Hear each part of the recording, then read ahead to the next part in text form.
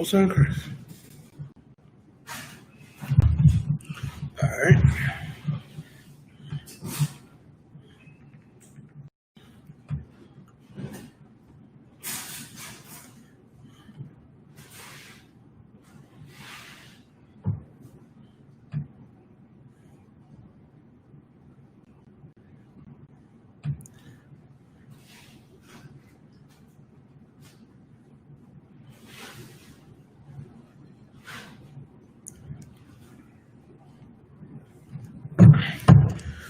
All right, shalom, Miss Ro, y'all, Bashim Yashar, Brakasam, Yahweh Shemar, Thumb, Bashim Yashar, priest and officer 50 Yediah, holding class down to Captain Shapar Napash gets here. And this is the Thursday night history class. Now, our history is important for us Blacks, Hispanics, and Native American Indians for this reason, is to understand who we truly are and what our heritage is. We have been cut off from our heritage because we disobeyed the Most High God by not keeping his laws, statutes, and commandments and wanting to go on and be like these other nations, man. And that was not the future that was supposed to be for our people. The Most High said in Deuteronomy 28:1, said that we was to keep the commandments, you know what I mean? All these blessings would come upon us, man. Right. The Most High did not have it so that we could be at the bottom of this world, man, the bottom of Esau's world. Esau could only come up to this top if we were disobedient. But only we knew that him and separated from these other nations long ago. If I could, can I get Leviticus chapter 20 and verse 26? Okay. We're going to go into it right now on how you know the Most High God did not intend us to be equal to other people, to let us know a sense of our history, to understand just how great a people that we are. The Most High chose us. Out of all of these other nations, he chose us people, man. And we're about to read about how the Most High separated us from these people. Let's read on. Okay. This is the book of Leviticus, chapter 20 and 26. Mm-hmm. And ye shall be holy unto me. Mm-hmm. For I, the Lord, shall be holy unto me. For I, the Lord, am holy. Now, you got to take the Christianity off of this, because I know everybody's conception of what it means to be holy. You know, you look at your pastor, you look at your grandma in the church. That's not what it means to be holy. What it means to be holy is to be separate. The Most High is saying that ye shall be holy unto me, that we are going to be separate unto the Most High God. He's not saying that everybody is going to be separate unto him. He's saying that we're going to be separate. And if we understood how important that was as a people to understand how special we are, paraphrasing Deuteronomy 7:6, that we'd be a special people above all nations. We are so special that the Most High separated us unto himself. For I, the Lord, am holy, which the Lord is saying, I'm not for everybody. Because Christianity will have you believe that God is just all-inclusive, that he just loves everybody, which is a lie. And it's a lie that they have been pushing onto our people for far too long. How do you know that they've been pushing this lie for far too long? Look at what happened to our brother, George Floyd. Look what happened to our brother, Ahmaud Arbery. How many times does this need to happen? And what's the narrative that they push after the oppressor kills us? That, oh, we're not going to defeat the oppressor and his white supremacy, you know, with black supremacy, if you're Terry Crews or Candace Owens. But the Most High is telling us to be separate. If we understood to be separate, we wouldn't even associate with these other nations. We wouldn't want to marry onto them. We wouldn't want to take on their gods and their customs. And unfortunately, that is just a dark part of our history. That's like a reoccurring nightmare. And how do we know it's a reoccurring nightmare? What happened to brother George Floyd happened to Emmett Till. It keeps happening because we have to break this cycle and remember and go into the scriptures, because the Israelite School of ISUPK were the only ones authorized to teach the Bible, that the Most High made us separate. And if you know that we're separate unto the Most High, that the Most High is a separatist, then you wouldn't even want to deal with these other nations. You wouldn't want to marry their daughters. You wouldn't want to take on their gods and their ways and their customs. This is why the Lord is saying that we shall be holy, meaning separate unto him, because the Most High God is holy. Read on. and have severed you from other people. The Most High God severed us from other people, which means he did not intend for all of us to be together, which just astounds me, because you look at Terry Crews, right? You know, he got molested by that white man, which is unfortunate. That should never happen to any one of our people. But he's so indoctrinated into Esau's society that he allows that. And he's going to defend Esau no matter what he does to him. He even has an oppressor for. So, but you know what religion he is? He's Christian. He doesn't understand that he shouldn't have that white wife. He shouldn't be wanting to defend these oppressors because the Most High severed us from other people, which means we're not supposed to be together with them. The fact that you got blackity-black Negroes out here in the new Black Panther Party, the Atlanta chapter, I hear about, oh man, they're just so militant. They're walking down the street with their AR-15s. They went to the Capitol building. Yeah, it looked good. It sounded good. But then what did that sister do with that AR-15? First of all, sister shouldn't be out there anyway. Right. Women and children shouldn't be out there in a war zone, in a battlefield anyway. Haven't you learned anything? You know, this is the history class. Didn't this happen during the 1960s where the oppressor would release their police dogs and beat our women and our children? Don't you understand that these are the possibilities of what can happen because it happened before? So why are you out there? And for this sister, and people were praising, they're like, oh, look how militant she is. Look how militant the new Black Panther Party is. And what I'm about to explain to you is the reason why the Israelite School of UPK is not affiliated with no other blackity-black group, no other Hebrew Israelite group, because that same sister that they were praising to be militant, to be some type of warrior, which she's not. She's a fool. She's a fool. And one photo, she's in front of the Capitol building with the new Black Panther Party, you know what I mean, flexing their guns. And then in the next moment, she's arm in arm with the oppressor. And that right there goes to show you it doesn't matter if you're part of the new Black Panther Party, doesn't matter if you're part of Purple Rain or any other Christian organization or fake Israelite group, guess what? You are still a Christian because you believe in America. You believe that the Most High is all-inclusive because you just can't leave the oppressor alone. Only if you understood that we're reading right here in Leviticus, the 20th chapter, the 26th verse, that the Most High severed us from other people. We have no business marching hand in hand with Becky, Karen, Bob, Phil, Tim. You got no business marching with them. They're not going to understand our plight. They're not going to understand what we go through. Why? Because they're the ones that are doing it to us. Our people have a hard time realizing, and it's really Stockholm Syndrome. Our people have really been indoctrinated and paraphrasing, you know, is Israel a homeborn slave? Because we're still suffering from those effects. Where you have a lot of our people that feel as though they cannot make it without Esau and his society, that you just have to march with him. You just have to be joined hand in hand with him. When these other nations, they don't do that. They don't do that. Moab, you know, the so-called Chinese, man, they have Chinatown. They have their own communities. So do the so-called Amorites, the Japanese. So does the so-called Jew. They have their own community. They stick together. Our people are the only ones that feel as though they can only get ahead as unless you are with the white man, the oppressor. Take your head out of the oppressor's ass. You do not need him. The scriptures say in Zephaniah 2:1 that we need to gather ourselves together. We are that nation that is not desired. The Most High severed you from other people. Read on. That ye should be mine. That ye should be mine. We belong to the Most High God. Look how possessive this is. The Most High is telling us that ye shall be mine. The oppressor's not his.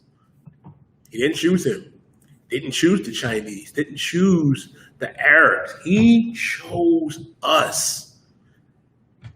That should be inspiring to every Black, Hispanic, and Native American Indian. Imagine if you were taught that in church. Imagine if you were taught that we belong to the Most High God. I know they like to say it. You know, they love to say, oh, I'm a child of God. I belong to the Most High. But so does Tim, Karen, Becky, Mr. McGillicuddy. No, they don't belong to the Most High God. The Most High God chose us. That's why he severed us from these other nations. And the reason why the oppressor can do what he does to us is because we disobey the Most High God. And the Most High told us that this was going to happen. If I could, give me Deuteronomy chapter 28 and start at verse 43.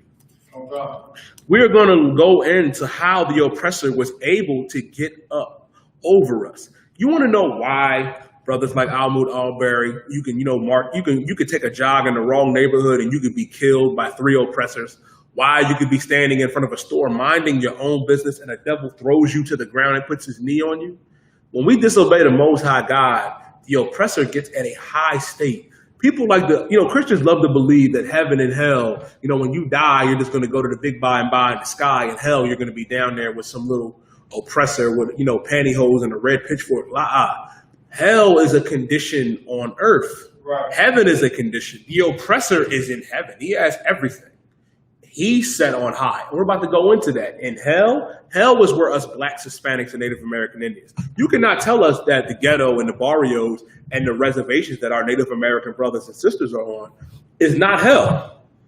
How do you know it's hell? These curses that apply to us, blacks, Hispanics, Native American Indians, it only happens to us. It doesn't happen to these other nations.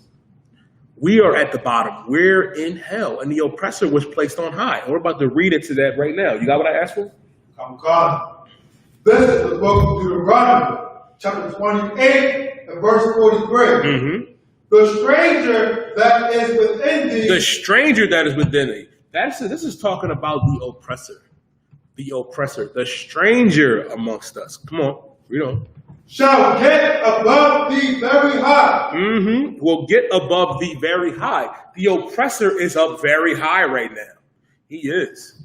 How do you know? He has everything. He owns everything. In every major city all across the world, the oppressor is on high. He runs the economy. He owns all of the businesses. Hell, what do we own? If he's on high, and this is something that our people have a hard time grasping, don't you understand? 2 people can't occupy that top spot. If the oppressor is at the top, who the hell must be at the bottom?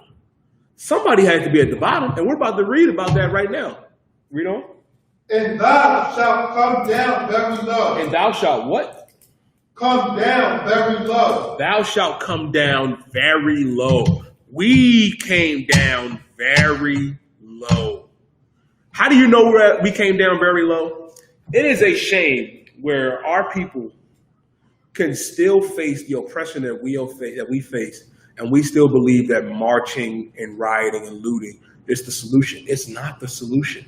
The fact that Keke Palmer was begging that oppressor and the National Guard to march with her, the fact that Terry Crews believes that you can defeat white supremacy by having white people fight alongside you, that is foolish to think. That's how you know we've become very low as a people, because we don't even rely on our God anymore. We don't rely on that power, the Most High Yahweh, who brought us out of the land of Egypt, who brought us out of Babylon, who brought us out of Rome, Syria. We're down so low that we expect the oppressor to save us, man. And the oppressor is not going to save us. Read that again from the top, my God. Oh God.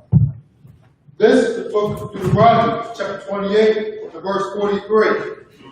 The stranger that is within thee shall get above thee very high, and thou shalt come down very low.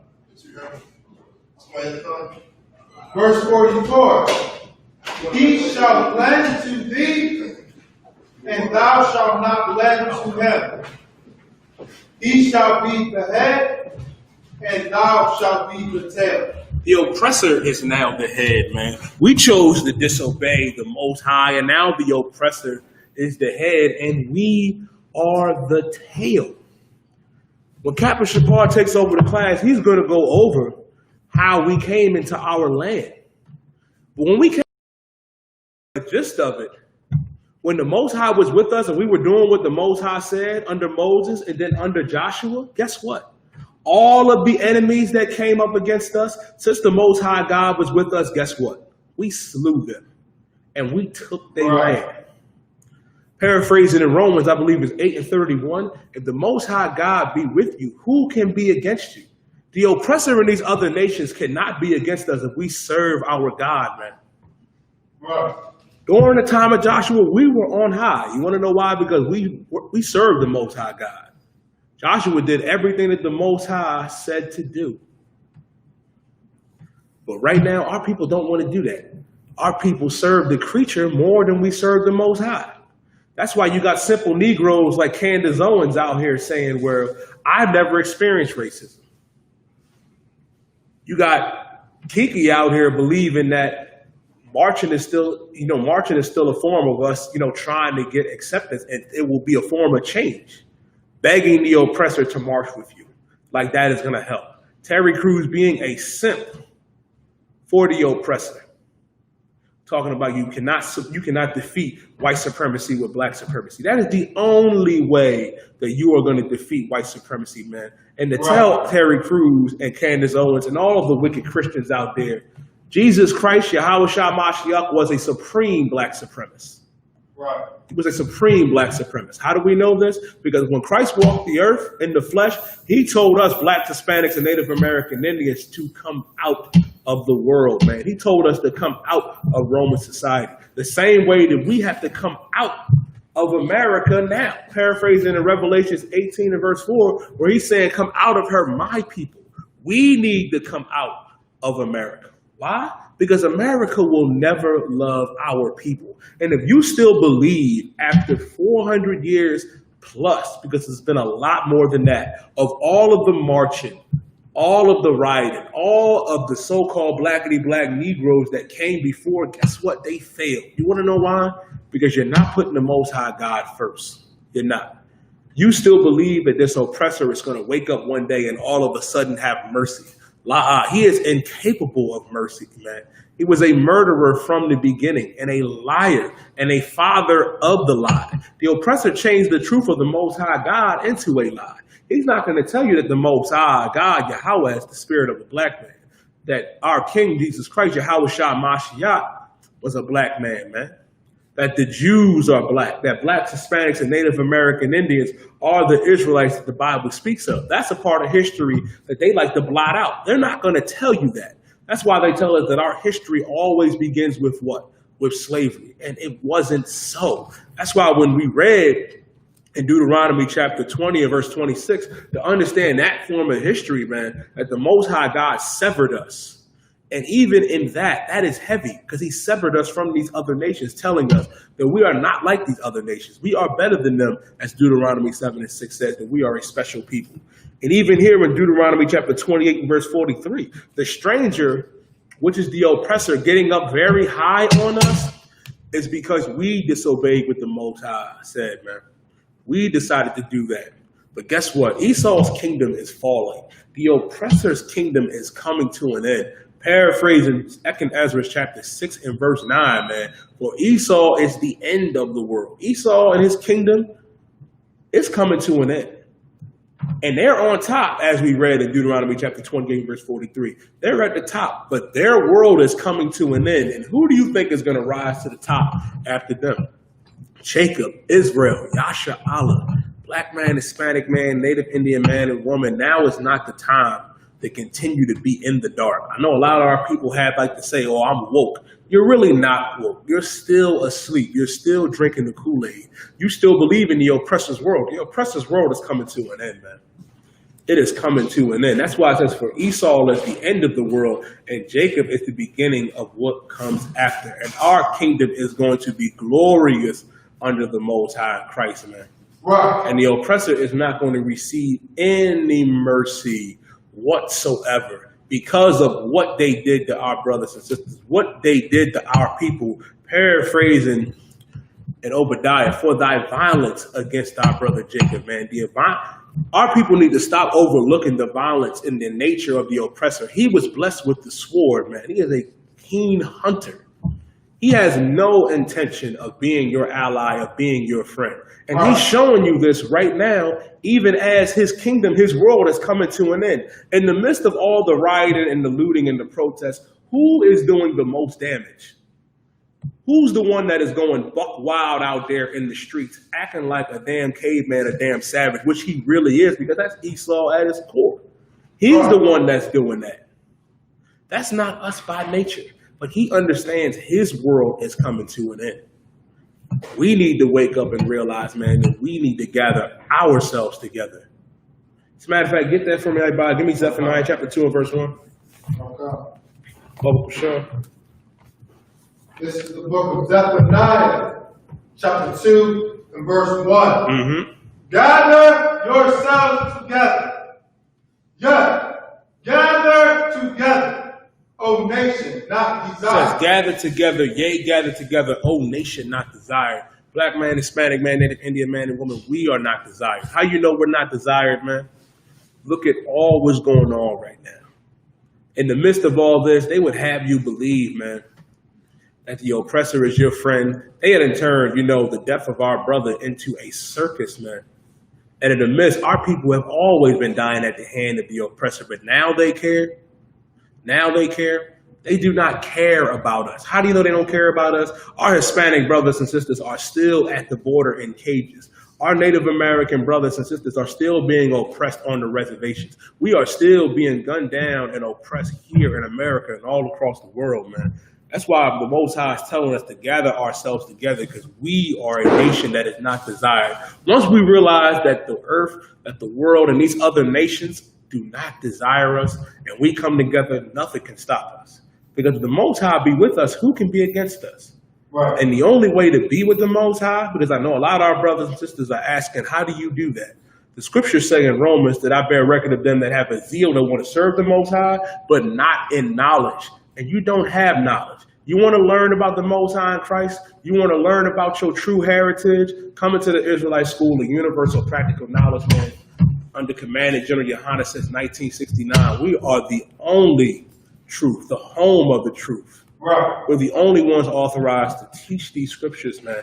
And with that being said, I'm going to pass the class off to the priest and captain of 13,000, Shapar Napash.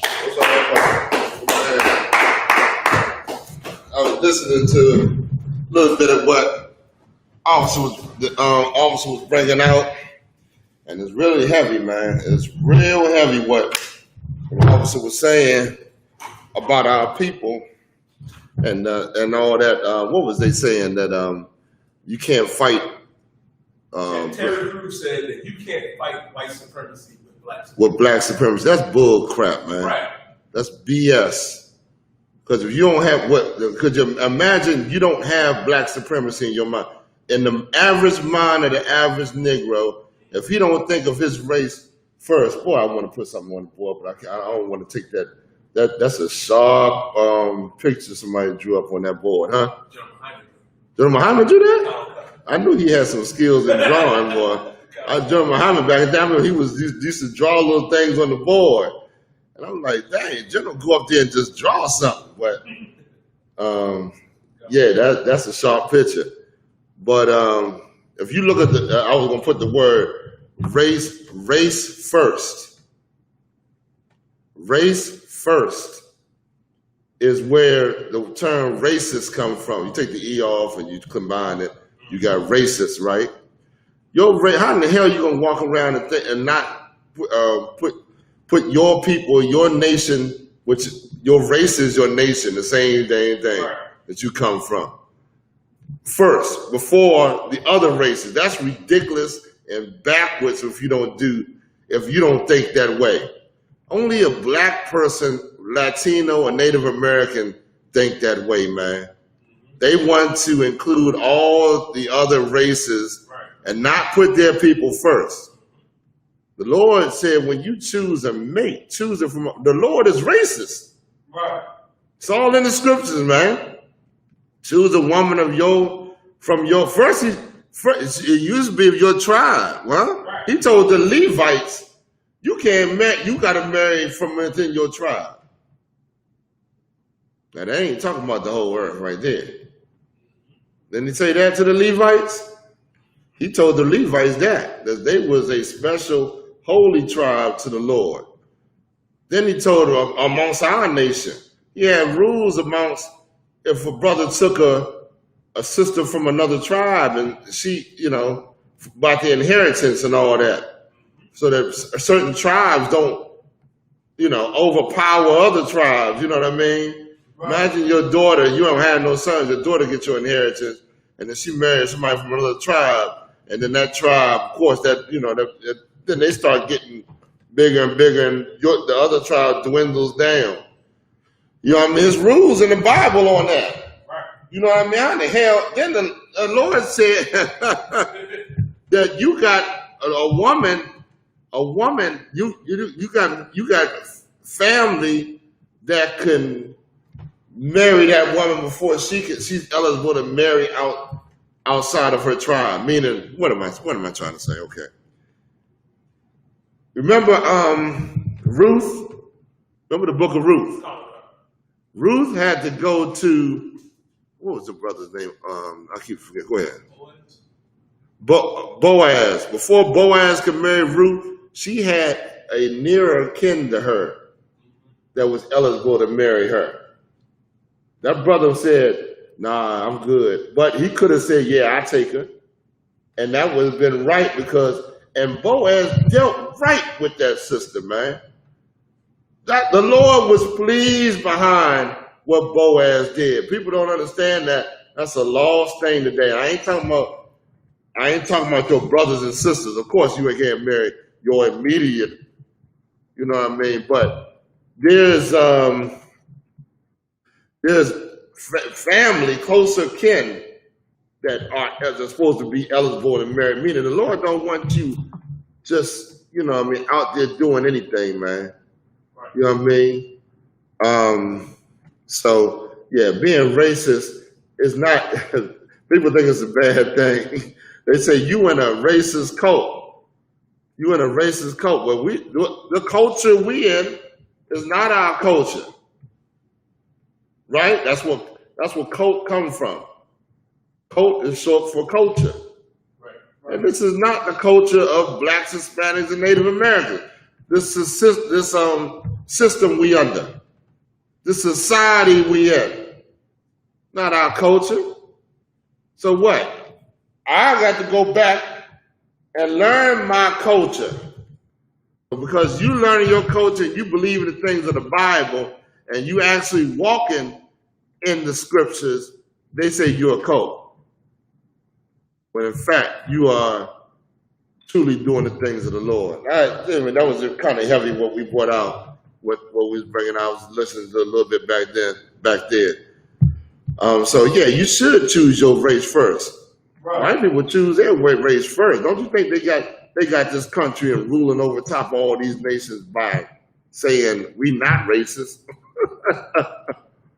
You can't even go in certain white neighborhoods because they racist. You can't go. There's a lot of things you can't do, but yet we try to include everybody in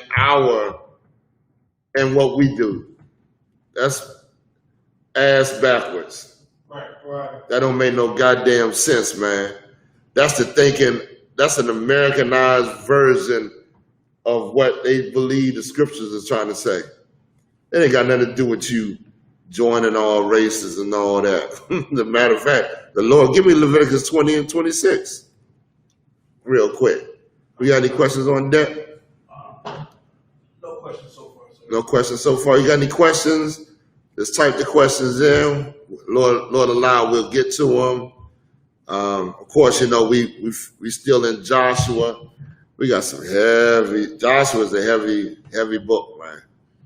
It's a lot of little things in Joshua that a lot of people don't pick up just by reading the book. You got to take your time and go through it. So we're gonna go a little bit more, Lord allow, and bring out some things. But go ahead, read Leviticus 20 and 26. This is the book of Leviticus, chapter 20 and verse 26. And ye shall be holy unto me. The word holy means to be separate. We're about to read in the Bible what the word holy means. Right here in this scripture. You ain't got to go and look at no dictionary, no goddamn where. It's right here. Right. He said, ye shall be holy unto me. Who's the me? The Most High. Right. That's what he's saying. Read on. Hold up. Wait a minute. Who is he talking to? He is talking. Go ahead. You take it? That's right. He's talking to Israel. He's saying to the nation of one nation, not all races on the earth. He's saying to one nation, ye are holy unto me. Read on. You shall be holy. Read on. For I, the Lord, am holy. So he said, because I'm holy. What does that mean? You an Israelite, you can't be serving these other gods, man, because the Lord ain't no damn whore. Right. Right. You know what I mean? He ain't a spiritual whore. He didn't say go and be who the hell you wanted to be. He got rules. That's what a master gives his servant. That's why we call him Lord. He is the supreme. He is on high, and what he says goes. Right. The hell you think creation was all about? That was a heavy class the general brought out down in Houston, man, about creation. You know, Muhammad been putting it down for a long time, brother. Still putting them classes down in the spirit of the Lord. And the same power that did all that in creation said, you shall be holy unto me. And you're going to disrespect his word? And you're going to act like you can join everybody else? Right. And you act like it's bad being racist to choose your race above the other races? That's ridiculous, man. Why do we have this conversation? What's in the mind of a person that has this conversation? I'm asking. Of course, you know, you want to be a whore, you want to go out, but they looking at the other nations and looking at their people as better than the other nations is better than their people. Right. That's the mindset. Oh, black people, because in their mind, black people cannot do no good. We always smoking weed, running around, shooting, murdering, and killing each other. We all whores and addicts and on the bottom of society, look like we can never put anything together. Right. And in their mind, the other nations, they got it together. Go ahead. What do you want to say, Josiah? You just brought out service so heavy. The first thing that came to my mind was, what's her name? Trina. When Trina came out there and said the protesters and the looters that were out there and called her people, our people, you know what I mean, animals, that the police need to come and lock us up and make sure we're. Oh, did she say that? Who said that? Who was Trina? The rapper Trina? Oh yeah. Saying that we're animals, we're out there looting, we're out there rioting. Like your oppressor wasn't out there doing the same thing. Right. They found this rape, rob, and murder and looting. Yeah, I think isn't she married to a white man anyway? I'm not sure. I think she is married to a devil. I think so. I think she was. I remember something like that. If it's not, it's another black rapper. Go ahead. Might be Eve. Yeah, it might be Eve. Okay, I'm getting them two mixed up. Yeah, but that's the type of mindset that make you want to go and be a whore amongst the other nations. You say, oh, God loves everybody. God loves everybody. All nations can be accepted because you believe in what the things is being propagated against your people by the other nations. Go ahead. What you gonna say about that? Her husband passed away, but he wasn't oppressor too. He was too. All right. Dang. Mm-hmm. We seeing why she went to that white man. And let me tell you something, man. It's real. When you talk evil about something, it makes you go and be with the people that you, in your mind, you don't believe is evil. Like if I want somebody, I remember back in the day, I bumped into this other girl, a girl from another Israelite group, and she said she's just talking evil about the UPK, but she was belonging to this other Israelite group. Meaning in that group, they're teaching them the evil because they don't want them to go amongst this group or to check out this group. So in other words, you got to teach them to believe that we're evil. Right. And you follow what I'm saying? I don't know if I'm explaining it, like that, but that's what people do. That's what the gossip is about. Right. Gossip is about influencing you on the evil of somebody without you even You might not even know that person. Right. But they're convincing you that person even. So why? You don't even go and you won't even take that chance. You won't take that step. You don't even know for your own self. Right. You know what I mean? That's why it's so damn evil, man. You know what I mean? And the person that's doing the gossiping is really the one that's evil. Why in the hell you gonna pass on something evil about somebody else when you don't even look at the evil that you're doing? It's just crazy and ridiculous, man. Right. Yeah, so that's how they believe, and also it's about wanting to join these other nations too. You just want to be. You're looking at the money of the white man. You're looking at the things that the white man do. You're taking it all in, and that is influencing your thoughts on joining these other nations and wanting to be a part of them. That's what happened with Eve. And then what happened with Eve? Her and Adam were eating the truth. When she looking at the other nations and prosperity amongst them, why did that? And then listening to them. Oh man, I got a heavy thing I want to bring out, but I don't want to bring it out tonight because it's a whole class I'm gonna put together. But it's a lot to do with the philosophy. I mean, what's being taught to our people because of the hatred of our own kind. It's what keeps us hating each other. So that's it on that. Give me the scripture with what's the girls? The girls' name that hid them in Joshua. Rahab. How many words? I think it's Joshua 2, or maybe it's 3. We're gonna go back into that. Any questions in the room? Lost. All right.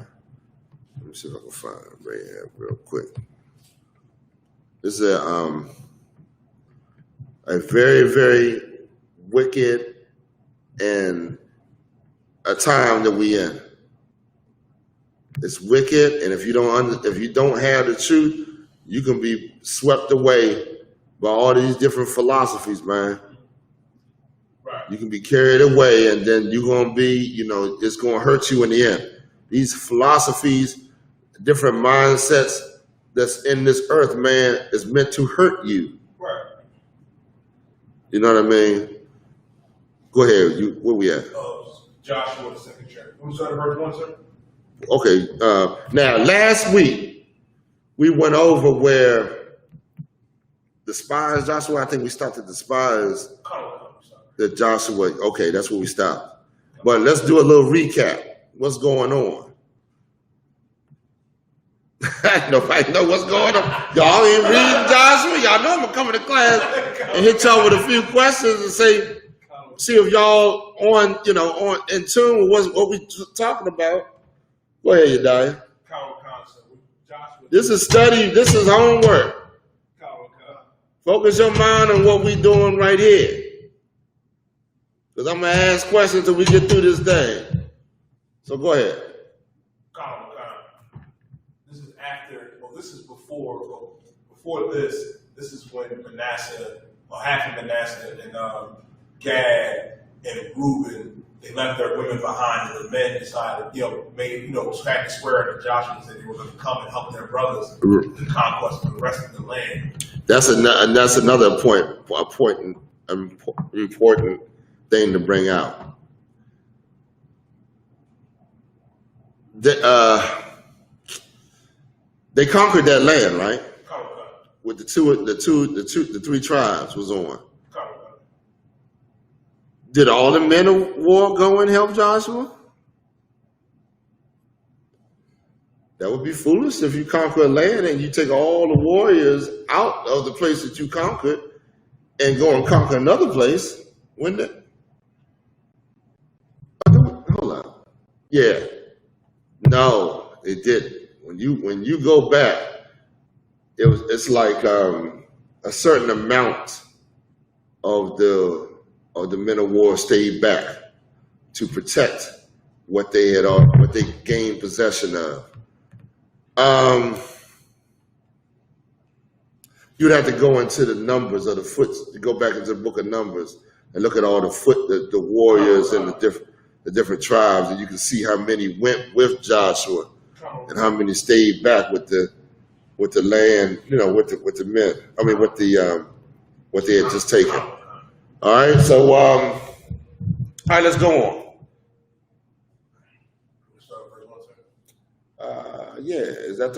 Start at verse 1. Rahab and how. Yeah.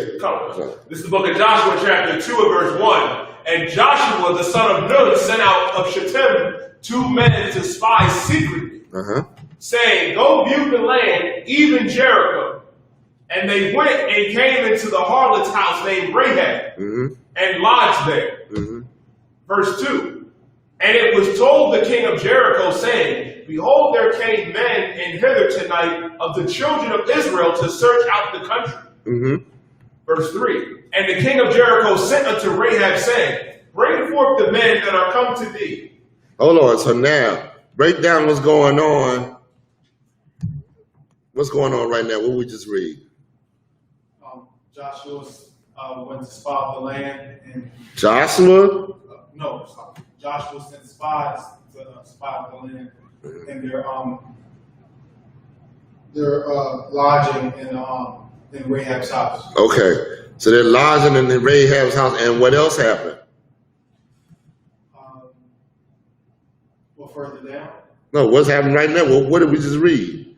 What else happened that we just read? The king heard about the spies, right? And he sent men to check, to go and seek Rahab. Read that last part again. I can't read the last part. I can't find the words. Go ahead. Verse 3. And the king of Jericho sent unto Rahab, saying, "Bring forth the men that are come to thee." So he sent them. He said, "Bring them men out that came out into our land." Read on. Which are entered into thine house. Which have came into your house. Read on. For they be come to search out all the country. Keep going. Verse 4. And the woman took the 2 men and hid them. So what Rahab did was hid the 2 men. 2 men, from our people. She hid the 2 spies. Read on. There came men unto me, but I wist not whence they were. There did come men to me, but I don't know where they went. I don't know where they gone. Read on. Verse 5. And it came to pass about the time of shutting of the gate, when it was dark, that the men went out whither the men went. I woke not. Pursue after them quickly. Hold up, what is she saying? Go ahead. She's saying that they're trying to leave the city. Who's trying to leave the city? The 2 men are trying to leave the city? Well, she's deceiving the king's men. Right. To say that she don't know where they went. They left at the closing of the gate. So you're right. So go on and go chase after them. Could be you catch them. You'll see it, catch them. Because they left right out at the time of the closing of the gate. Right? Read on.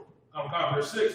But she had brought them up to the roof of the house, and hid them with the stalks of flax, which she had laid upon the roof. Verse 7. So now she hid them with flax. She put flax over them to hide them on the roof. Read on. Verse 7. And the men pursued after them the way to Jordan unto the fords. And as soon as they which pursued after them were gone out, they shut the gate. So now they went out to chase after them, and they closed the gate. You know what I mean? Read on. And before they were laid down, hold on. This is the part.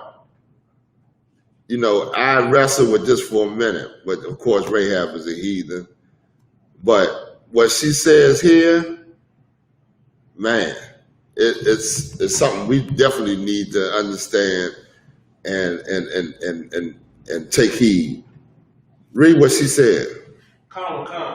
She came up unto them upon the roof. Hold up. At the time before she laid down, she went up to them and said what? And she said unto the men, I know that the Lord hath given you the land. I know that the Lord has given you this land.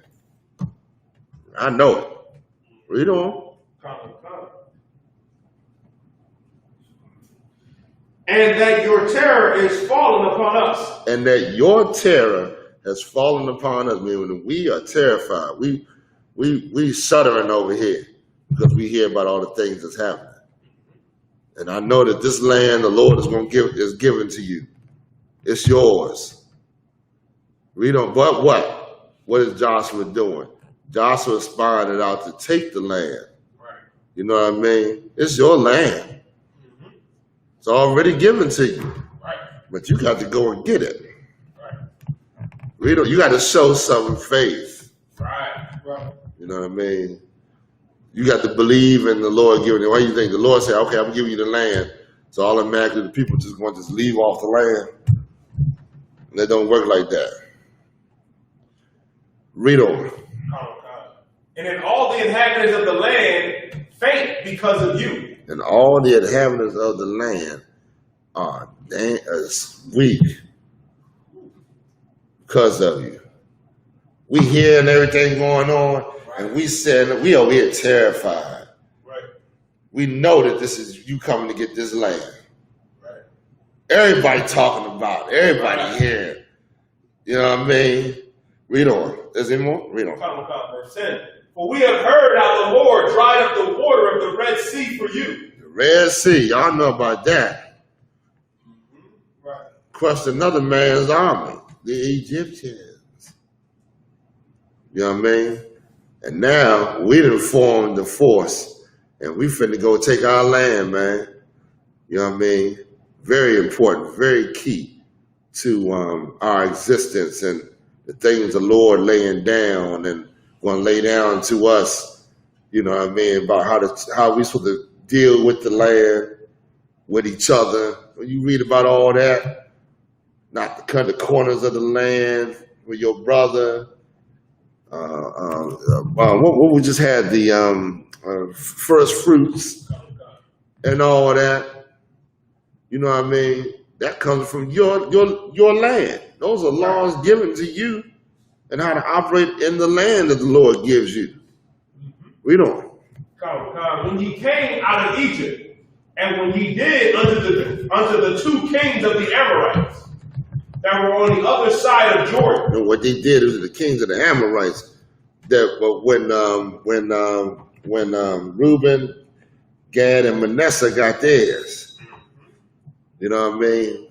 We had to go to war with them Amorites. Kick them the hell out of them Africans. Right. Read on. That were on the other side of Jordan, Shihan and Og, whom ye utterly destroyed. Mm-hmm. Verse 11. And as soon as we had heard these things, our hearts did melt. And our hearts melt when we heard these things. We had no more strength. I mean, we was just you know what kind of remind? Oh, go ahead. It kind of reminded me of Japan a little bit. Go ahead. What you gonna say? That hand went straight on up. I was gonna say, would you bring it out? It was so heavy, sir, because during that time, during the 1930s and 40s, Japan was a rising superpower. They used to have the rays of their sun shining upon, the other nations, because they were, going into China, Korea. But then when the oppressor came along and dropped that bomb, well, they gave up their military force. You got it. We are you operated amongst us the way we ally. They joined them. What you're gonna see about later on, Gibeon doing the same thing. You're gonna see Gibeon doing the same thing, but they were so in fear of us. I don't want to tell y'all a story because we ain't got there yet. But you know what I'm saying, because of this thing right here, they fear us. The fear went before the nations. Right. Read on. Neither did there remain any more courage in any man because of you. They ain't had no courage. They weren't like, let's come on, let's join forces and let's go fight the Israelites. They didn't have that type of courage. Right. They was like, oh man, they're gonna come over here. They're gonna take our This is gonna be, they're gonna take our stuff. Watch. You know what I mean? Ain't no courage on, going to fight and doing, read on. For the Lord your God, he is God in heaven above. And For the Lord your God, not my God. That's key. That's key. He's not my God, he's your God. He is God of heaven, read on. Heaven above and in earth beneath. And in earth beneath. He is God. He is the power. Right. He is the creator. Don't you ever forget that. Right. You know what I mean? I don't give a damn what you're going through, what you think you know about, spiritual things and things that's going on. Right. The Lord is power. He is the creator. Right. Read on. Verse 12. Now therefore I pray you, swear unto me by the Lord, since I have showed you kindness, that you will also show kindness unto my father's house. Let me tell you something. You ain't supposed to swear by the Lord. I think the correct translation would be promise. Because you don't swear to no Lord. Right. You know what I mean? You make me a promise. You know what I mean? Give me your word. You know what I mean? She's a heathen. She probably don't know. I mean, I don't know. Right. I don't know. I really haven't looked at this in a minute, but I believe the problem, just to let our people know, we don't swear by the Lord. Right. Of course, you know that. You don't swear by anything. But the scriptures say don't swear by nothing because you can't make it. You can't even swear on your own self because you don't make your own hair grow. Right. You know what I mean? Like, read on. Give me some more. And give me a true token, and that ye will save alive my father and my mother and my brethren and my sisters and all that have, and deliver our lives from death. No, this was a Canaanite woman that was in fear and knew that every time we come in contact with the other nations and they show humility and further our cause, we just like the woman at what was the one where Christ said, because of this saying, go that way. Meaning she came to Christ and said, Christ asked to be healed. The white woman, the woman of the Greek, her daughter was grievously sick. Right. And she came to Christ, and Christ said, let the children eat, because it is not meat to take the bread and give it to dogs. Right. I mean, it's not right for me to take this power that was given to me for the children, this nation, the children of the children of the Lord, right, and just use it for your right, your cause. right. And this white woman came back, boy, and a humble, even Christ had to say, wow, I mean, that was, she gave my answer. She said, listen, I know I'm a dog, I'm under the table, but even the dogs under the table can get a little piece of, what falls off the master's table. I'm paraphrasing, of course. Get a little bit what falls off the master's table. Right. She was like, damn, she knows she a dog. God, man. Right. She knows she a dog, and them dogs ain't got no, they gonna be putting their, they ain't got no mercy and all that, you know what I mean? Like, they ain't got the mercy of the Lord, you know what I mean? So he said, go that way, your daughter's healed. Right. For this saying, because you was faithful in knowing that you a dog, and these children are greater than our nation is greater than you. Right. You know what I mean? For you knowing your position on this damn earth. Right. Go your way. You know what I mean? All right, so where we at? Verse 14. Verse 14? Go ahead, read that. Book of Joshua, chapter 2, and verse 14. And the men answered her, our life for yours, if ye utter not this our business. And it shall be, when the Lord hath given us the land, that we will deal kindly and truly with thee. We want to deal truly with you. Now, I want to go to when Joshua's down to, I don't know if it's the 3rd chapter. Skip down to the 3rd chapter. Let me see what Joshua 3 and 1 is about. So now, of course, I'm skipping over because it's a long, I don't want to read every little nook and cranny, but y'all know, maybe I should go through it. Oh, let's just go to 3 and 1. What does it say? This is the book of Joshua, chapter 3 and verse 1. And Joshua rose early in the morning, and they removed from Shittim and came to Jordan. So now they leaving, if I had the map on the board, they leaving from Shittim and coming to the Jordan. They right there at the point where they need to cross, right? They're going to cross over the Jordan, right? All right, read on. And he had all the children of Israel lodged there, and before they passed over. So they stayed in right there at the brook, at the head of the Jordan River. And the only thing about Jordan, the river flows down into the Jordan River is. We got a map on it. We got a map of Shittim and the Jordan. I don't want you to do it. Take where he reading, all right? Pull up if you can pull up the map. From Shittim, where it says Shittim to Jordan, if it got the little spots on it where Joshua conquered.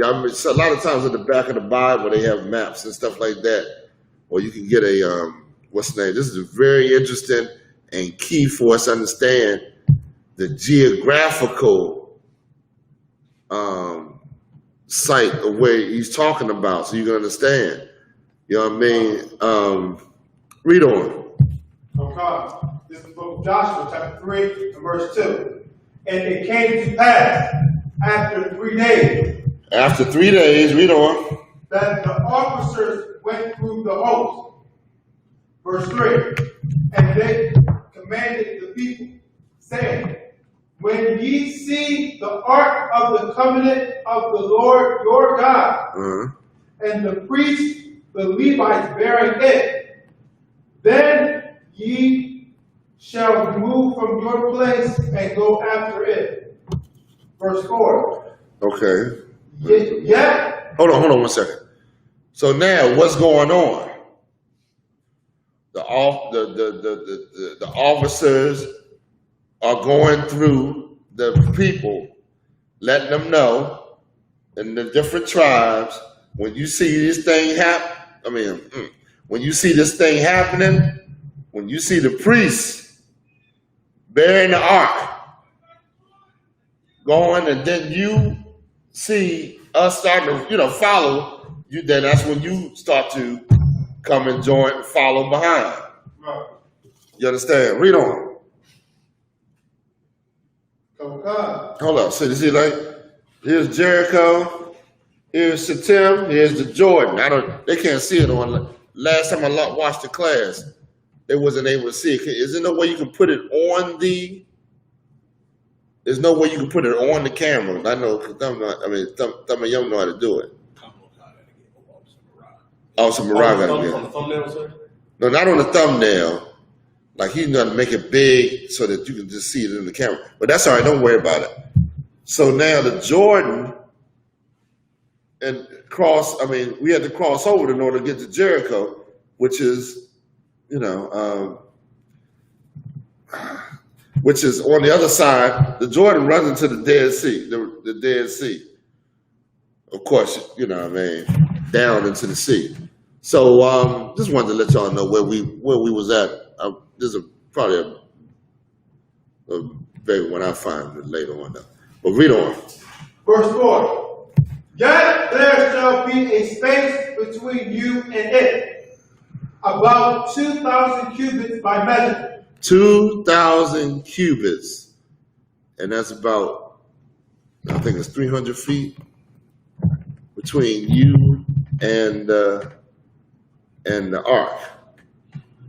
That's a pretty good space. You know what I mean? Like the priest bearing this ark, like the ark went out before us. And then, of course, after that, after the ark, the priests in the ark, then you had the military. I mean, you had the, I forgot what order. It's going to say the order right here. I think it was the military, then the 2.5. Maybe read on. Let's see what it says. So God, come not near unto it. Don't come near to the ark. That ye may know Hit me up. the way by which ye must go. Hold on. Wait a minute. There's one thing we got to understand about the Lord. And that is that the Lord is a power to be respected and revered. Right. And when I say that, I mean a lot of people talk like the way they talk about God as if God is their buddy. Or I just had a conversation with the Lord, and I talk to God every day. I talk to him, you know what I mean? Like that. That God is not your buddy. Right. God is a power to be revered, man, and respected. Like you can't just come up and walk up to God and say what the hell you want to say. You know what I mean? People die because they, looked at the ark or touched the ark or something. The Lord put them to death. He told us that we supposed to revere, and when this is the place where the ark is it's something that we should. I can't even think of it. That we should. I mean, it's holy. It's something that you ever, okay. I'll give it to you like this. You ever come around somebody? Y'all may have friends in the world, and you just be partners with them and buddy, and that thing is lost where they, chance come, you get disrespected by them, or what I want to say. You know what I'm talking about, y'all. Help me out a little bit. Y'all know what I'm talking about. You get too close to somebody where somebody know every goddamn thing. Like they know, and this happens in the world a lot. A lot of y'all get disrespected by the people that you hang with because they don't have that they don't have that, they just look at you like another one of them. I'll never forget the time they came in the house when we was in the barracks. Brothers on the corner used to hang on me. I know the brothers I'm talking about, hang on the corner all the time. Brothers in the house, we was not going to be that type of cat that's just going to be buddy out there drinking with them out there, you know what I'm saying? Because, it comes a time where they looking at you like you just, they can disrespect you. They can say whatever they want to you. You got to keep that, and that's your woman. That goes with your woman too, man. Tell you something. Y'all want to walk side by side, and she can be all up in your goddamn face and say what the hell she want, and she look at you like you ain't nothing but I don't know what I'm talking about. Y'all kind of y'all look at me like I'm crazy. You're like, goddamn, we 50-50, and there's a partnership. And she just looking at you like somebody that just, that's why a king be like, in the Bible, the kings, you had to get permission to come before a king. Couldn't just walk up, hey, king, I heard that. Nah, hell, no, who the hell you think I am? Your buddy? I'm your buddy on the goddamn corner that you hang with and smoke weed with and talk about, I ain't got no respect for, because you ain't got no goddamn respect for yourself. So now, Here's the Lord saying, put this distance between us, because I'm not the type of God that you're just going to be walking up to, you know, like that. You're going to revere me. You're going to reverence me. You know what I mean? I'm doing this thing, and you know what I mean? And you know that even though how can I say it? I'm going to be respected. Right. Pretty much. Read on. So there was that space between us and the ark. And the ark was like a holy place that had its own tent. Look, when we carried the ark in the wilderness, it had its own place that it was set up in. You know what I mean? You couldn't look upon the bare ark itself. You know what I mean? The ark comprised of things that we made the things that we made a covenant with the Lord. The things that showed that we are His. This test is a testimony. That's why they call it, and a few of the scriptures call it the ark of the testimony, the ark of the covenant, meaning it had the things to show that we was His people. The staff, I think it was Aaron's staff that budded or whatever, Moses' staff that budded. The manna, you know, it had the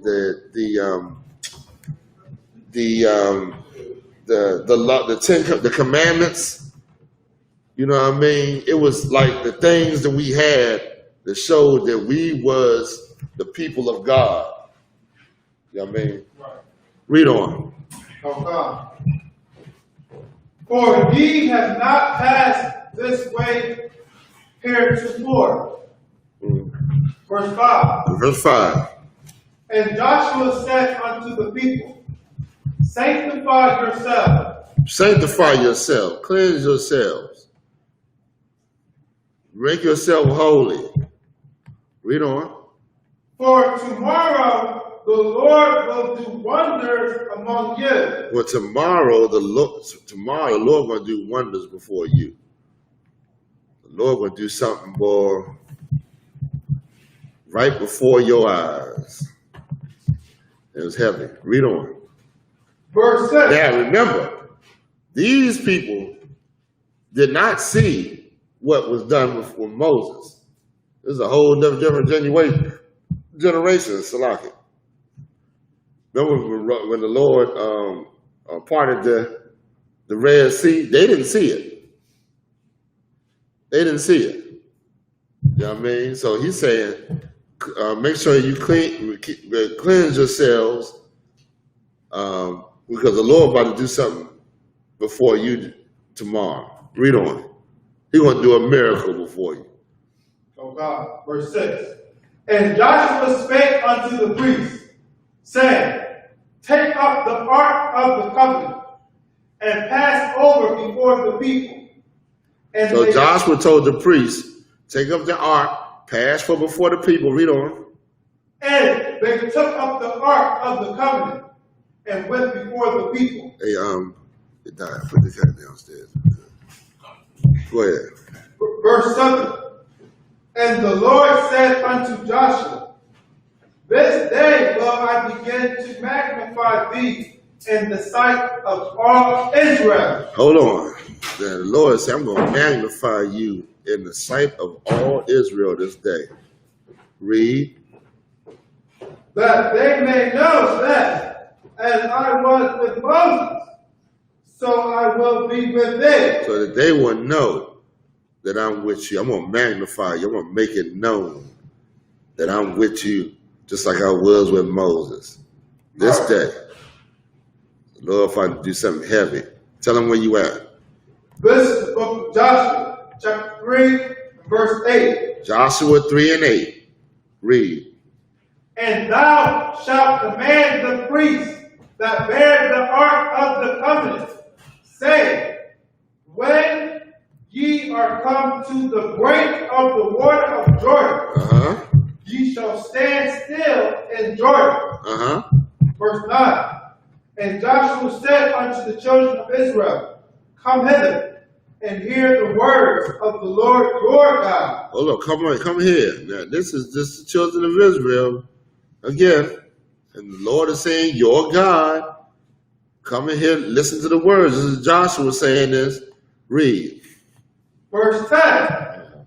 And Joshua said, hereby ye shall know that the living God is among you, and that he will without fail drive out from before you the Canaanites, and the Hittites, and the Hivites, and the Hivites, and the Girgashites, I think, and the Girgashites, and the Amorites, and the Jebusites. And the Jebusites? Who is that? All African nations. Right. That's who that is. Those are Africans. Africans that black people love to say that they're a part of. Those are people living in your land that was hating on you, that was plotting against you. Well, you're going to see it in a minute. You're going to see these Africans, they always got something to say. Come on back to Africa. We'll accept you. They see how you built America up. They want some of that. Because you know goddamn well, they're going to turn, you're going to go and join them Africans, and the Lord going to allow your black behind to be enslaved by it. Because why? He said, don't join them. Right. You're going to go over there and think you're going to, the Africans are your people. And then before you know it, you're going to be over there working for Africans. And they said something real heavy. I read an article where it said them damn Chinese is raising up them African women to be independent of their men. The African men over there talking about something. So they'll look down on us and like they doing the same goddamn thing. Them Chinese that the white man is doing over there. Now them African women are dating Chinese because the Chinese man got money. He owned a lot of property. They having Chinese babies and every goddamn thing. Oh man, y'all ain't here. But for sure, them Chinese know psychological warfare. And they know that if you raise that woman up, which some African women already call themselves queens and all that other garbage, you raise that old animal up, that animal gonna go and be an animal. You know what I mean? So that was kind of heavy when I read that. I was like, God damn, they know what to go and do and how to disrupt the family, just tear the family up so they can. The people will be in chaos so they can rule over. Of course. Let's get some more. Read on where he stopped at, you dying.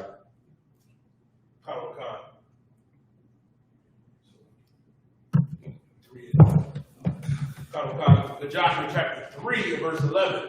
Behold, the ark of the covenant of the Lord of all the earth passing over before you into Jordan. Verse 12. Now therefore take you 12 men out of the tribes of Israel. Read on. Out of every tribe a man. Take out of every tribe one man. Read. Verse 13. And it shall come to pass as soon as the soles of the feet of the priests that bear the ark of the Lord of all the earth, shall rest in the waters of Jordan. So when the feet of the priests that bear the ark rest in the waters of the Jordan, read. That the waters of Jordan shall be cut off from the waters that come down from above, and they shall stand upon a heap. Wait a minute. What is he saying? The waters of above. Here's what we got to understand about the Jordan. And our land, it's down in the valley. And it comes down. It runs into the Dead Sea, which is right here. You know what I mean? So the Lord's, for him to stop them waters from coming down into the Dead Sea, brother, and they stand up in a heap, meaning they standing before you. Lord cut them off. Meaning the Dead Sea ain't getting the water. The Dead Sea. What? Read that last part again.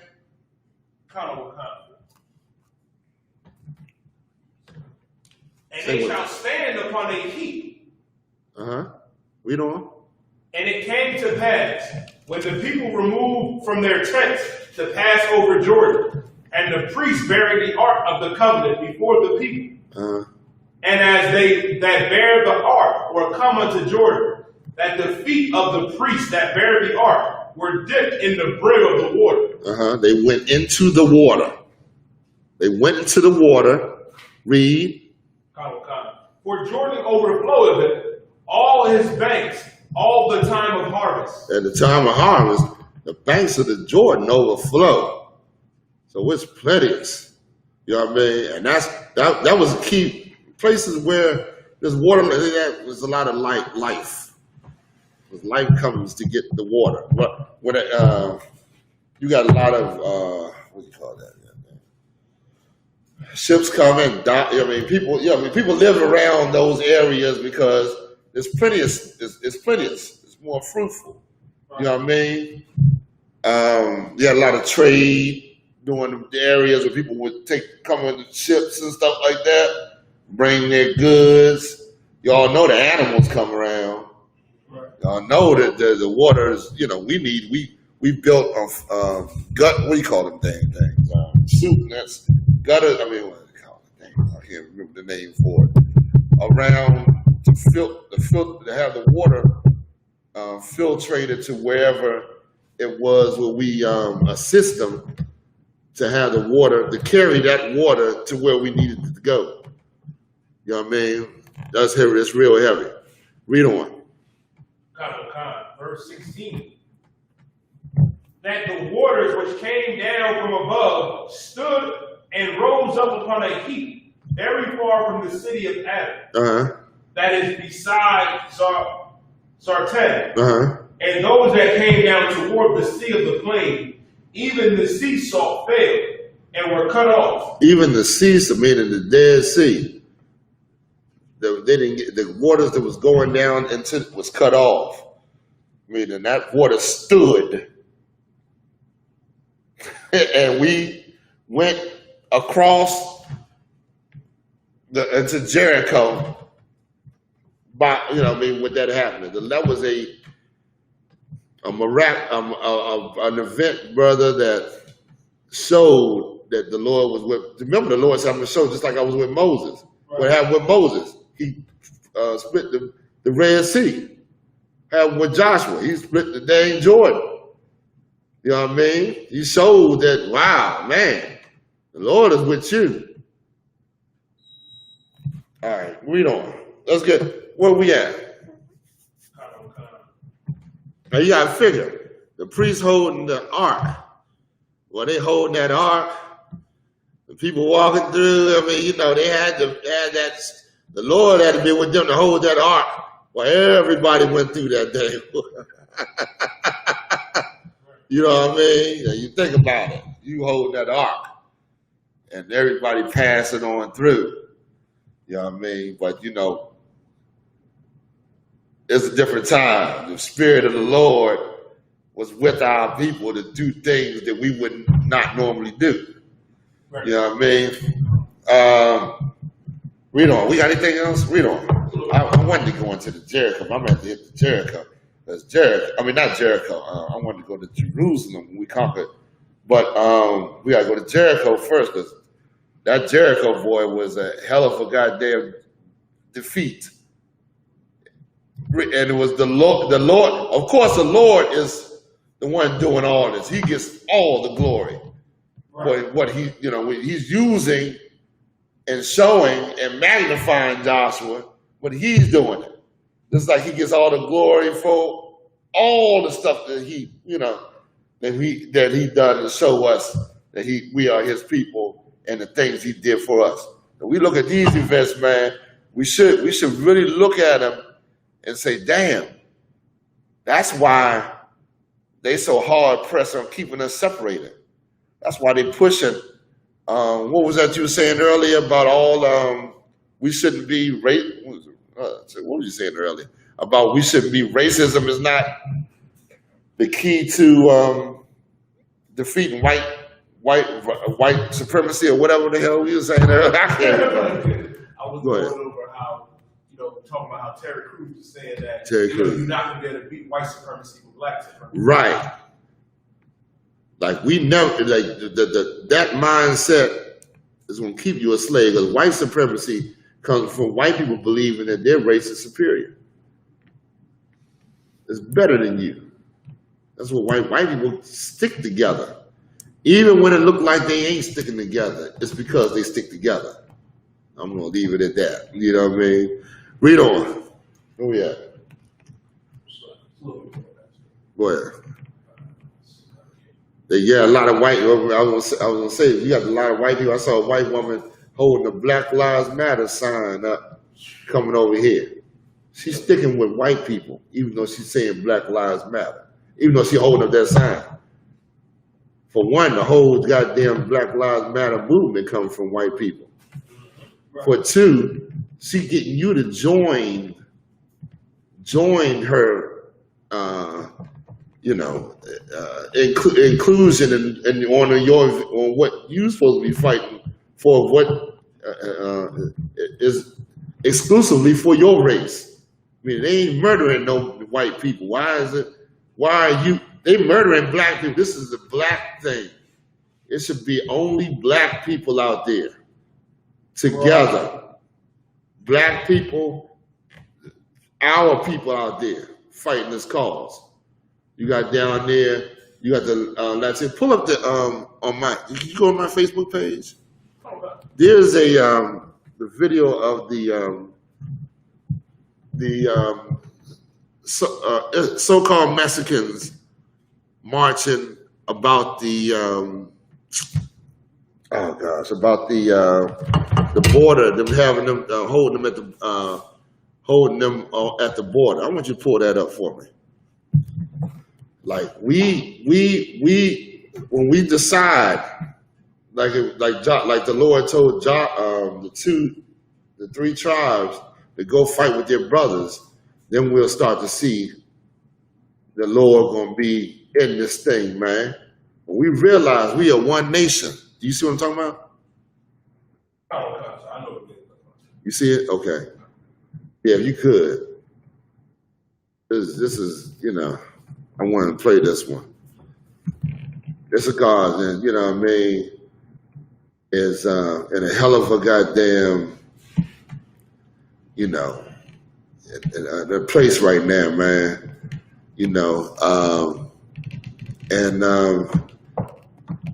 We supposed to be down there with our brother, man. Right. Only in the UPK, man. Only in the UPK are we gathering this flock and fighting with our brothers and sisters in the name of righteousness, man. And, you know what I'm saying? Not on some, what can I get out of it type of thing. You follow what I'm saying? You see it? Okay. No sweat. I'm gonna play this when you load it up real quick. We gotta fight. We fighting right now, black people, man, that's getting murdered by cops. I just seen another brother. Something happened to another brother just recently. I got that on my page too. Another brother, man.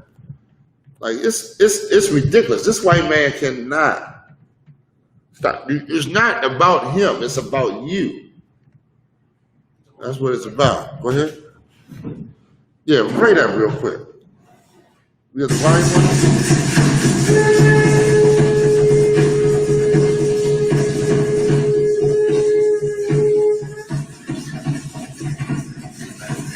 Can they see it on the camera? Or are they looking at this?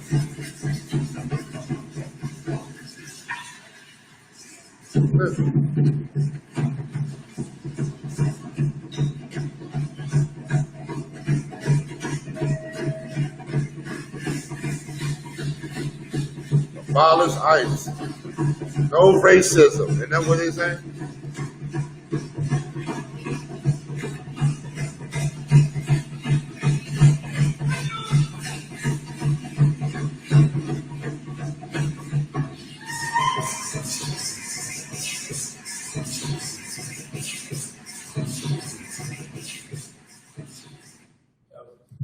it? Okay, it was another one, man. Or the brother's got was it Issacharite brother or a Gadite brother? I think it was a Gadite brother, man, that just got murdered by the police. It's right on my page. It should be right there.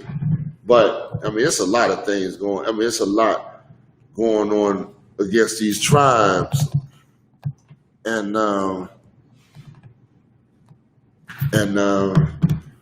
you know what I mean? We need to come together as a nation, man. You know what I mean? Obey the Lord, start to turn and look to our power. You know what I mean? And then you're going to see a hell of a change, man. We're going to do things that we never thought we could be able to achieve things we would never thought we'd be able to accomplish. You know what I mean? And the book of Joshua is heavy because it's showing you what we can accomplish when we come together as a people. Right. What, you got something else? No, okay. Let's finish reading up. Let's read up a little bit more. Anybody got any questions? All right, read on. And were cut off, and the people passed over right against Jericho. Uh-huh. Verse 17. And the priests that bear the ark of the covenant of the Lord stood firm on dry ground in the midst of the Jordan. Uh-huh. And all the Israelites passed over on dry ground until all the people were passed clean over Jordan. Yeah, until we are all passed over the Jordan. Now, here's the key. I want you to check this out. Joshua did something that was absolutely, truly amazing. And a lot of people, I haven't heard about I don't even know if a lot of people know about this, but he did something we're about to read right now. And it didn't make sense to me at first, but now I understand it. Read keep read on. This is the book of Joshua, chapter 4, verse 1. And it came to pass when all the people were clean passed over Jordan, that the Lord spake unto Joshua, saying, Take you 12 men out of the people, out of every tribe a man, and command ye them, saying, Take you hence out of the midst of Jordan, out of the place where the priest's feet stood firm. Where the priest's feet stood firm. Out of the place. Read on. 12 stones. And ye shall carry them over with you. And carry those stones over. Read. And leave them in the lodging place, where ye shall lodge this night. Then Joshua called the 12 men, whom he had prepared, the children of Israel, out of every tribe a man. Uh-huh. And Joshua said unto them, Pass over the ark of the Lord your God into the midst of the Jordan, and take you up every man of you a stone upon his shoulder, according unto the number of tribes of the children of Israel. According to the number of tribes of the children of Israel. 12 stones. Read. Verse 6. That this may be a sign among you. That this may be a sign. Read. That when your children ask their fathers in time to come. When their children ask who? Their fathers.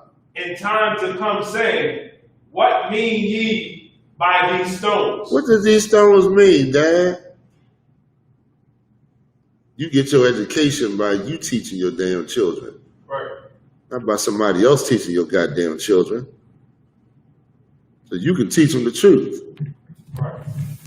So when time comes, later on down the line, right, and your kids say, well, what do these stones mean? You be able to tell them. You better break it down, man. Right. Or the Lord did something miraculous for our people during this time, and it's a memorial set up to that event. Right from where the priest's feet stood, he said, take you, 12 stones. Read on a little bit more. I think it tells you about what Joshua did after, or maybe not. Right there. Read on. Just read some more. Verse 7. Then ye shall answer them that the waters of Jordan were cut off before the ark of the covenant, and the Lord, when it passed over Jordan, the waters of Jordan were cut off. Then that's how you're supposed to teach them. They ain't been taught that today. We don't even see the damn memorial, none of that. We got to read about it in the book, of course. But you know, the Lord told us to don't forget about this thing, man. You teach your damn kids, man. Right. They don't. You the only defense they got against this world. Right. You want to send them right into the world to be taught, and then you don't teach them nothing. Like you ain't giving them a chance. You know.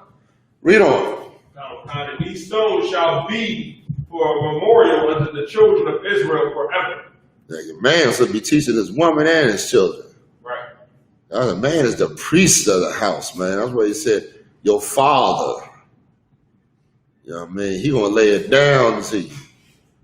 He gonna let you know what's going on, what happened, how we conquered these people. You know, he protects it. He guides that family. You know what I mean? Read on.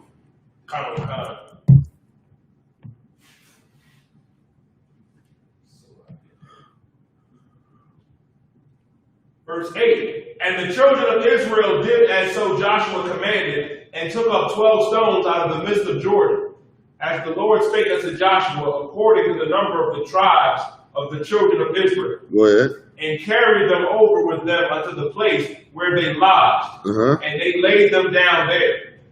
And Joshua set up 12 stones in the midst of Jordan. Hold up, wait a minute. Say that again. And Joshua set up 12 stones in the midst of Jordan. Oh, this is different. This is a testimony to the character of Joshua, man. Joshua set up 12 stones in the midst of the Jordan. Read. And the place where the feet of the priests which bare the ark of the covenant stood, and they are there unto this day. For the priests which bare the ark stood in the midst of Jordan until everything was finished that the Lord commanded Joshua to speak unto the people according to all that Moses commanded Joshua. Now here's my question. My question is this. Why did Joshua do this?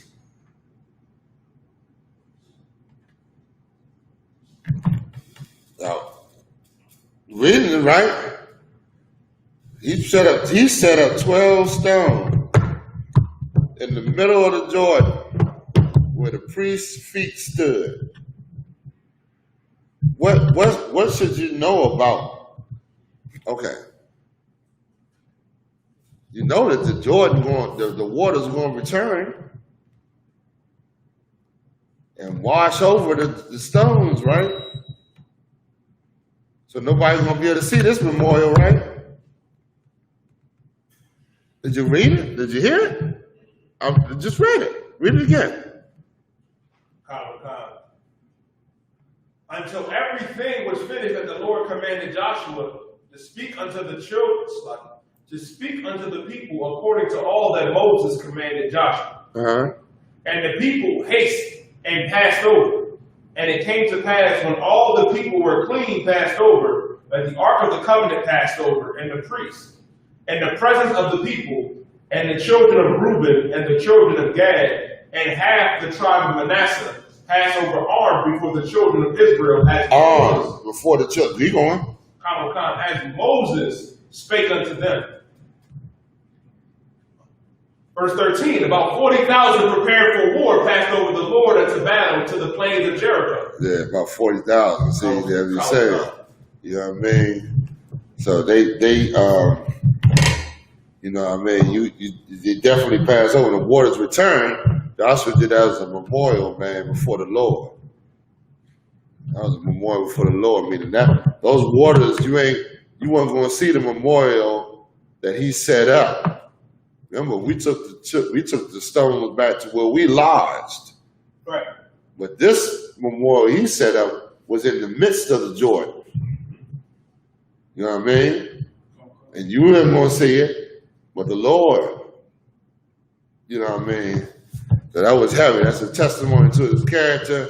You know, that he was zealous about these tribes, man, and the Lord's people, and becoming, you know, doing the things that the Lord had commanded him. He was zealous. He championed the Lord's cause. As you see that every mighty man in this book did. Everybody that you read about in the book, King David, Joshua, all the priests went and spoke the words of the Lord.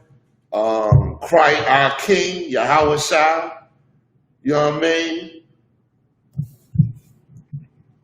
Is there any more on that? So we passed over. Now we're going to get to the Jericho. I don't even know if we're going to have enough time with Jericho. Man, this book got a lot of got some good stuff in it. Got some good stuff in it, man. So let's get a little bit more. We at the end of that chapter? Verse 14. On that day, the Lord magnified Joshua in the sight of all Israel. And they feared him as they feared Moses all the days of his life. And the Lord spake unto Joshua, saying, command the priests that bear the ark of the testimony that they come out of Jordan. Joshua therefore commanded the priests, saying, come ye out of Jordan. And it came to pass when the priests that bear the ark of the covenant of the Lord were come out of the midst of Jordan, and the souls of the priests were lifted up unto the dry land. So the souls are lifted up out of where was the water, the dry land. Read on. That the waters of Jordan returned unto their place and flowed over his banks as they did before. The waters returned. You know what I mean? It's a heavy way to enter into the land. You know what I mean? Like you can go into the land right now, you're going to see the land, you're going to see a bunch of heathen. But just like you say, a house is not a home. You know what I mean? It ain't the same without the people in the land. Remember what the Lord said, the land, his eyes are always upon the land. His eyes are always upon your land.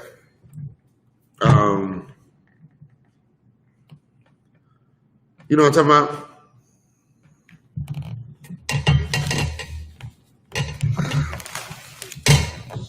Let's take your time.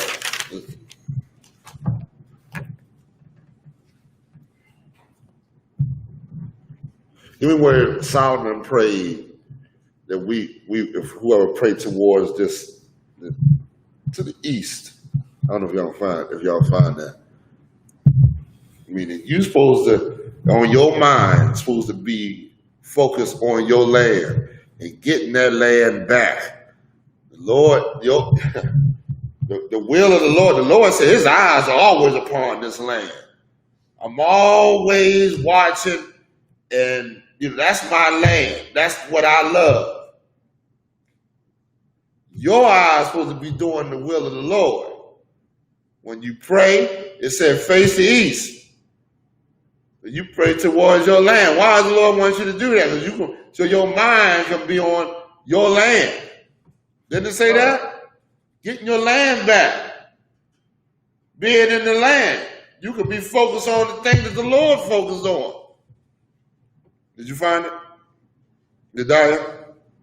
Select for Solomon, I have where he stood before the altar of the Most High in the congregation of Israel with his hands towards heaven. Yeah, read that. Read Solomon. Let me read about Solomon. God, it's the book of 1 Kings chapter 8, verse 22. 1 Kings 8:22. Slow down. Read. And Solomon stood before the altar of the Lord in the presence of all the congregation of Israel and spread forth his hands toward heaven. And he said, Lord God of Israel, there is no God like thee. There's no God like you. There is no God like you.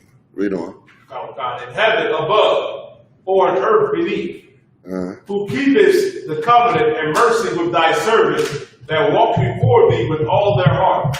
And who keepeth the covenant and the mercy of thy servant that walk before you with all their mind set on you. Read on. Who has kept with thy servant David, my father, that thou promised him. And this is the testimony. This is the testimony right here. We got it in your hand. Call it the Bible. King James Bible, 1611, testimony. You know what I mean? Testimony of your forefathers, Black, Hispanic, and Native American Indian man. Testimony of how we supposed to be living as a nation of people, what we supposed to be doing, how we get out of our condition. You know what I mean? The Lord said, I'll heal your land. Meaning I'll get them devils off your land. I'll return it back to the way it was. Right now, they didn't abuse that land. Wherever he go and settle it, he abuses it. He abuses it. Like he don't have no fear of the land that he occupies, man. He don't give a damn about it. He take what he want, he does what he wants, he manipulates it and destroys it. The Lord said, I'll heal it.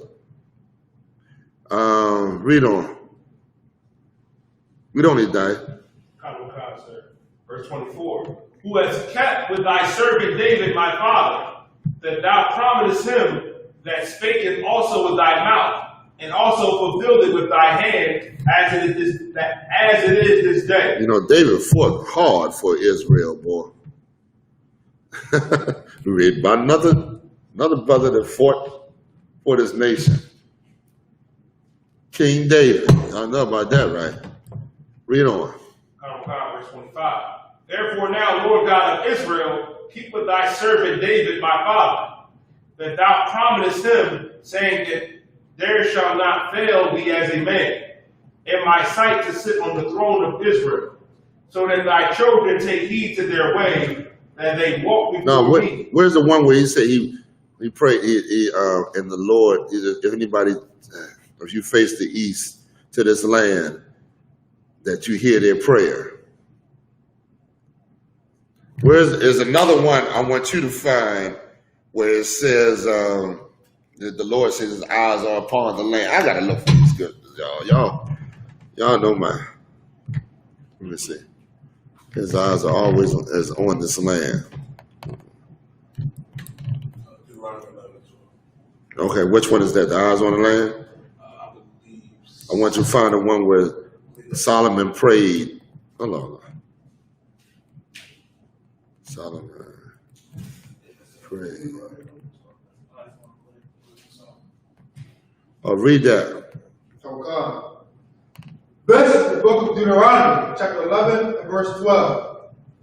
A land which the Lord thy God carried forth. The eyes of the Lord thy God are always upon it. You see that? The Lord says his eyes are always upon it. He's seeing the things just transpired on this land. You seeing them heathens up on there with the goddamn wall and all that old crap, doing their little heathenistic acts. And boy, he gonna wipe them off of it and rededicate that land. You see how they treat this land. They're abusing the laws. You ain't supposed to even. On the seventh, the Lord said to let the land rest on the 7th year, didn't he? That was one of the. Did he say that? He did say that, right? That was one of the reasons why the Lord kicked us off the land before. He said we was not listening to his law. So I gotta find that scripture, but yeah, he said that. So these heathens up on the land doing God knows what. And he said he gave them their time to occupy, and then he gonna kick them off and put his rightful, those that fear him, of course, are going to be the ones going to be ruling over the ones that that don't fear him. Of course, our whole nation is going to be in the kingdom of heaven. We going to heaven, but what will be your position in the kingdom? You know what I mean? White man in this kingdom now, he got people, and he got white people in his kingdom, in their kingdom, on the bottom. Damn near assed out on the bottom of his kingdom. And they, you know what I mean? So, you ain't got to be, you can come and champion, fear the Lord and champion his cause and get you a seat amongst Christ's kingdom. You know what I mean? That's your decision, man. Time ain't up yet. No, it's not up. Go ahead, he died. Where we at? You see where Solomon prayed? God, I gotta find that scripture. I gotta find that scripture. Go ahead. Paraphrase again, sir. Well, Solomon prayed that if anybody faced the land, that the Lord hear their prayer, and he granted what Solomon meaning. When you pray, you're supposed to be facing the east. You know what I'm saying? You can't just pray into the Lord without obeying His rules. A woman's supposed to have her head covered, a man uncovered. You understand? You're supposed to face the east. And we lift up holy hands like our forefathers did. And of course, we pray in the Hebrew. The scriptures say the Hebrew got more force than if you praying in a bastard tongue. You praying in a bastard tongue, it ain't got that, you know what I mean? It's not as effective as if you praying in the Hebrew. Right. Of course, we pray in the Hebrew. I find it, dog. Let me just give me 1 second. This internet ain't coming up on my phone like it should, but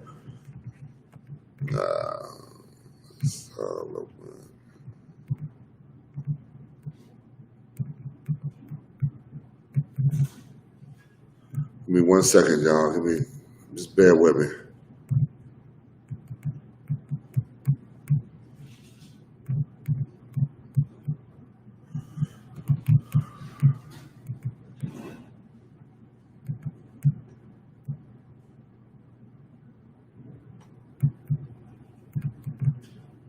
Let me see. Second Chronicles 6. Hold on.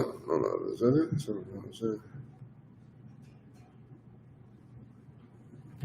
Okay, yeah, I think that's it. 6, hold on.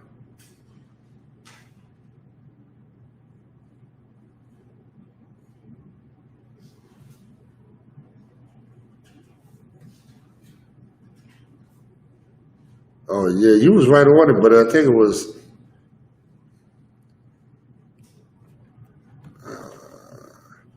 I gotta find it. It was what? I said, was it their world? Was that in Kings? Yeah, it was somewhere around there, but I'm gonna find it. I gotta find it. I do want to bring that out, but I can't find it.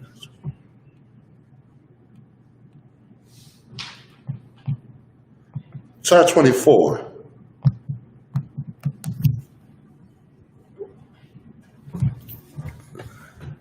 Well, we read that about a servant David, my father, that thou promised him.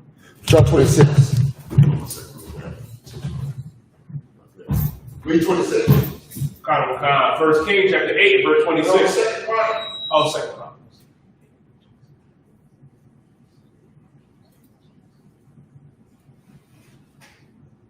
This is the book of Second Chronicles. 6 and 24. The book of Second Chronicles, chapter 6 and verse 24. And if thy people Israel be put to the worst before the enemy, because they have sinned against thee, and shall return and confess thy name, and pray and make supplication before thee in this house.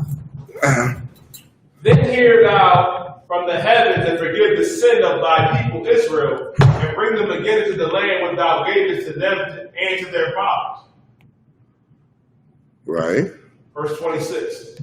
When the heaven is shut up, and there is no rain because they have sinned against thee, if they pray towards this place, and confess thy name, and turn from their sin, when thou doest afflict them, then thou from heaven and forgive the sin of thy servants and thy people Israel, when thou hast taught them the good way, wherein they should walk, and send rain upon the land which thou hast given unto the people. Go to 36.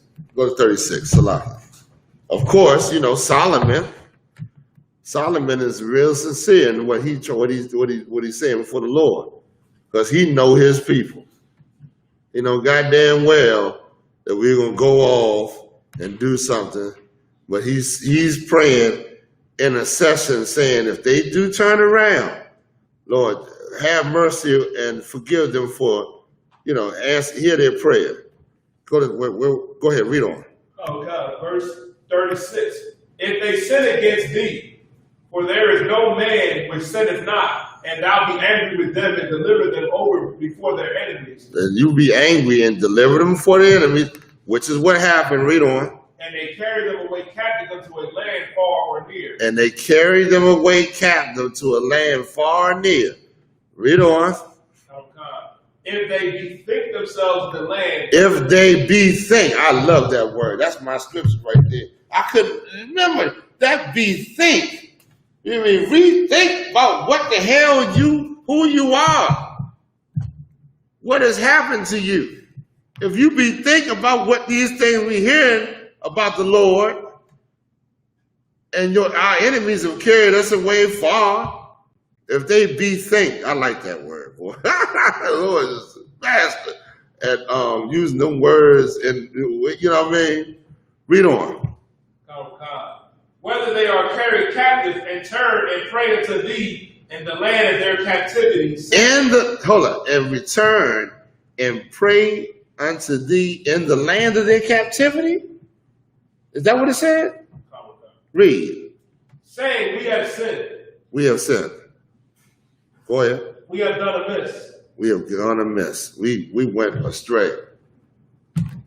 We went away from you. We wrong. Read. And if we have dealt wickedly. And we dealt wickedly. Read on. If they return to thee with all their heart and with all their soul in the land of their captivity, whether they have carried them captives and pray toward their land. And pray toward where? Their land. And pray where? Toward their land. So if you going to return to the Lord and say, Lord, I sinned. I was wrong. I went away from you. You holy, and I'm the one at fault. Right. And you turn to the east and pray towards your land sincerely. Read on. Which thou gavest unto their fathers. Which thou gavest unto their fathers. But they carried us away out of our land. Read on. And toward the city which thou hast chosen. Uh-huh. And towards what's the city that the Lord has chosen? Go ahead. Jerusalem. City of peace. You know, we ain't getting to where we went to Jerusalem. You know, them bastards, we're going to get it.